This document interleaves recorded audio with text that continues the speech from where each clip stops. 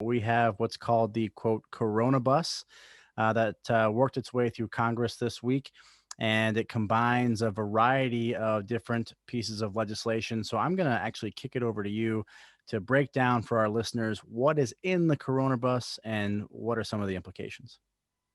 Sure.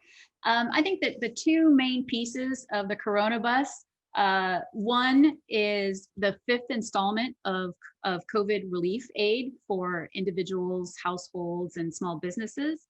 The second piece is full year discretionary appropriations funding for the federal government. So we've managed to fund the federal government for the full uh, fiscal year, meaning that the new administration, the Biden administration, can come in January and start the ground running on fiscal 2022 without having to worry about undone homework from the prior Congress. So those were the two major pieces in that bill. There's obviously a lot more other stuff in there, but those are the two big pieces.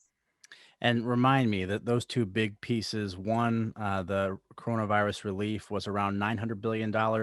And then the appropriations package was north of $1 trillion, right? Where did that number come in at? Right. So the appropriations package, all in, when you include both the regular discretionary plus the cap adjustments that are allowed under law, was about $1.4 trillion. But I did want to point out that that's money that was included in the baseline all along, right? So I know people are running around saying this is a $2.4 trillion bill. That's not entirely correct. The only new spending above the baseline is the stuff that was added on top of the regular discretionary appropriations. So the COVID relief money, yeah, that's new spending.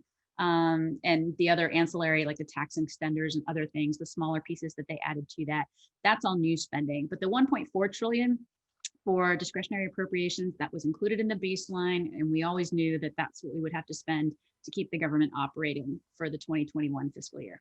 Congress was just lagging behind by delaying passing those appropriations. So they just had to throw it all together at the end, right?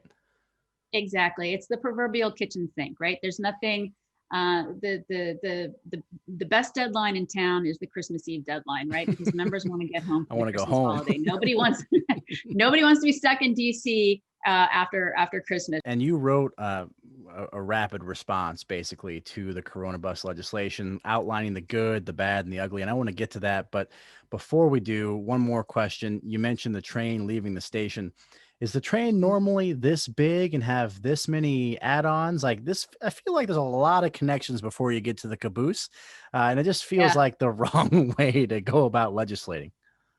it really is. And I'm a former staffer myself on the Hill. I have friends on the Hill, and there's been a lot of back channeling through emails and stuff like that. And we all believe this is probably the worst example of last minute legislating that we've ever seen, given at least me in my 16 years on the Hill. And part of it is just a function of, in a presidential year, excuse me, in a presidential year, Congress is relatively unproductive anyway. You add in a whole bunch of other factors, the tribalism, the lack of consensus and compromise, and they really just didn't get a lot done this year. So when that last train is leaving the station, it's like your one and only chance to legislate. It just attracts everything. And apparently there was a lot of the process was willing to bear a lot this year, because not only is the bill big in terms of spending, but it's big just in terms of page length. I mean, it's approaching 5,600 pages, and Which I'm sure all of our leaders read with discipline before they voted, right? No. And it's funny. I mean, even the people that get paid, the subscription services and stuff like that, they get paid to read these bills and digest them and provide summaries for their subscribers, have all said, here's the top line stuff that we've managed to ferret out, but it's going to take us a couple of weeks to go through all of this and figure out what's really truly in it and what details are in it. The Senate Historical Office actually put out a little factoid the other day that's saying this is the largest bill in Senate history that's gone through the chamber. That before the Coronabus bill passed the Senate, the record was held by the 1986 tax reform bill, which was basically half the size of the one that just passed. All right. So last question before we close out this segment, Tori, the ugly. What really stood out to you as almost abhorrent in the Coronabus, or maybe it had more to do with the process or how legislators went about this, but what stood out to you as the ugly? Sure. I guess it depends on which hat I wear. So if I wear my hat as an American, I think the thing that was just absolutely ugly about this was the legislative process. I think it was, I mean, again, Congress doesn't accomplish much in a presidential election year, but when the backdrop is a viral pandemic that is killing thousands of Americans every day, I think a sense of urgency should prevail. And the months-long bickering and foot dragging while our countrymen and women suffered, I think, was a horrible dereliction of duty by the United States Congress. And if it wasn't for a courageous group, a small group of senators and members of the House that were willing to challenge their respective leaders and bypass the committee process, we wouldn't have legislation today. And I think that's just horrible.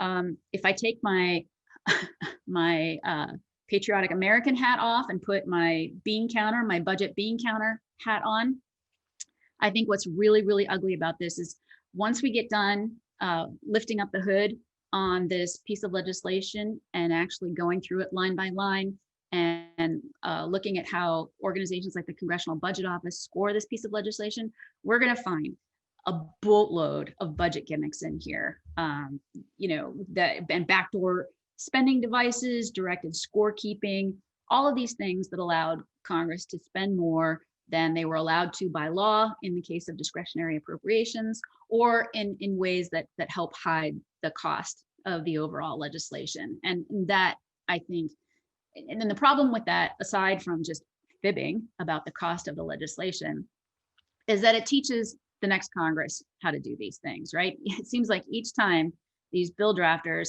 get more wily and more crafty with how to hide the costs of legislation. And then the next Congress just takes that and runs with it and expands that even more. So, in terms of thinking long-term and how to adopt fiscal discipline, you start to see how hard it is to rein in a Congress. If a Congress wants to spend, it's going to spend no matter what we try to do. So unless and until voters start holding their members of Congress their feet to the fire and start demanding change when it comes to reducing our budget deficits, reducing the amount of debt that we're accumulating, this kind of behavior is just going to keep happening.